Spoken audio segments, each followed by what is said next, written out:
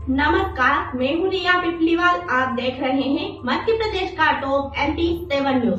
देखिए खास खबर। मैं खुद तो नहीं पढ़ पाई, मगर आज बेटियों को स्कूल जाते देख बड़ी खुशी होती है। कभी पूरे दिन मजदूरी के बाद एक वक्त की रोटी मिलती थी, आज खुद के कमाए पैसों से जरूरतमंद बेटियों की मदद करती हूँ तो गर्व महसूस होता है। यह कहना है रावत भाटा के करीब 150 पुरुष ऑटो ड्राइवर्स के बीच अकेली महिला ऑटो ड्राइवर राधे देवी का। महज 12 साल की उम्र में शादी और उसके 6 महीने बाद ही विधवा की जिंदगी जीने को मजबूर हुई राधे का संघर्ष किसी फिल्मी कहानी से कम नहीं है। राधे बताती है, राजस्थान के कोटा शहर में साल 1986 में मेरा जन्म हुआ था। साल 1991 में 12 साल की उम्र में माता पिता ने ब्यावर अजमेर जिला के रहने वाले 25 साल के युवक रतन लाल से शादी करवा दी और ससुराल भेज दिया। शादी के 6 महीने बाद ही पति की सड़क हादसे में मौत हो गई। इसके बाद माता पिता वापस मुझे पीहर कोटा ले आए। पेशे से ड्राइवर पिता लाडू लाल की 4 महीनों में बीमारी के चलते मौत हो गई। 2-3 महीने बाद हार्ट अटैक से मां पूनम देवी भी चल बसी। विधवा होने के बाद अब मैं महज 14 साल की उम्र में ही अनाथ हो गई। हालांकि 31 साल का बड़ा भाई शंकर था, मगर वह अपनी ही दुनिया में मस्त रहने लगा। तब मैंने ठान लिया कि मैं खुद ही मेहनत करके अपना पेट भर लूंगी, मगर किसी के सामने हाथ नहीं फैलाऊंगी। 15 साल की उम्र में मजदूरी करना शुरू किया। कोटा की मार्बल खदानों में 16-16 घंटे काम कर 2 वक्त की रोटी जुटाती थी। किसी की मदद से एक गर्ल्स हॉस्टल में वार्डन का काम मिला। इस दौरान वहाँ लड़कियों को पढ़ते देख बड़ी खुशी होती थी। करीब 11 साल कोटा में मजदूरी की। फिर साल 2011 में रावत भाटा से एक सहेली सीमा का फोन आया, तब रावत भाटा चली आई। यहाँ भी 7 साल तक कभी चाय की होटल खोली तो कभी चूड़ी मनिहारी का सामान बेचा। साल 2018 में एक दिन अचानक कोटा नगर निगम से लोन पास होने का फोन आया। वहाँ मुझे ऑटो खरीद कर चलाने की सलाह दी गई। लोन लेकर किश्तों में ऑटो खरीदा और चलाने की ट्रेनिंग ली। फिर रावत भाटा पहुंचकर ऑटो चलाने का काम शुरू किया। इसके बाद दिन बदलने लगे, अच्छी कमाई होने लगी। आज तकरीबन 5 साल से रावत भाटा में ऑटो चलाकर अच्छा पैसा कमा रही हूँ।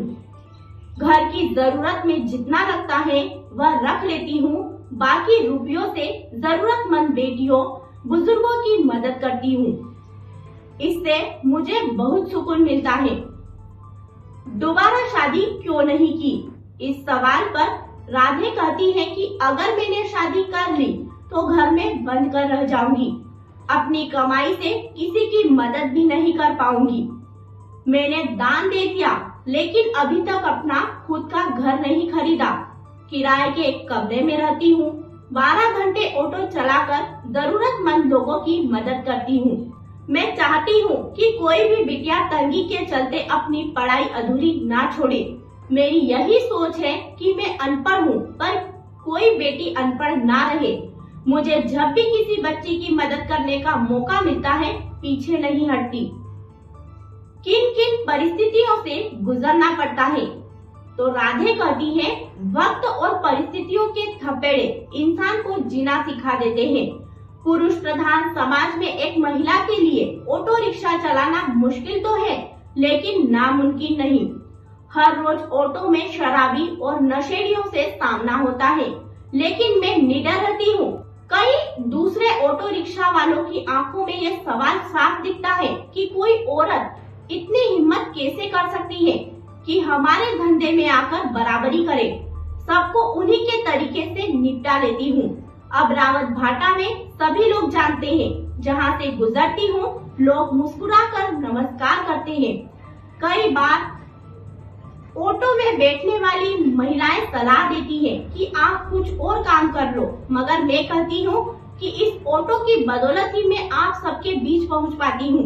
ऑटो मेरा घर और अब आप सब मेरा परिवार हो। जरूरतमंद महिलाएं और बच्चे ही मेरा परिवार है।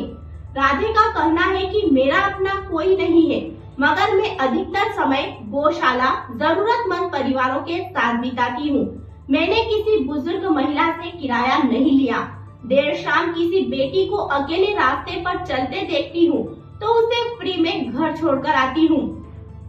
एनजीओ और समाज सेवी संस्थाओं में भी जाने का मौका मिलता है।